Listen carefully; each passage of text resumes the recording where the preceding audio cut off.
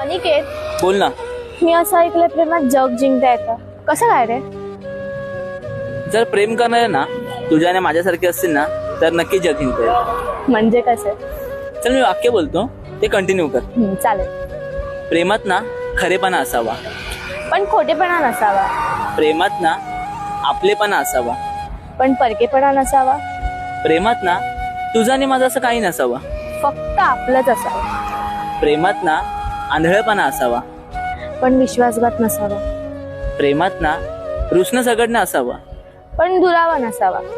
प्रेमात ना एखाद्याचं परमनंट असावं. पण ऑप्शन नसावं. प्रेमात ना एकमेकाचं आयुष्यभर कायम असावं.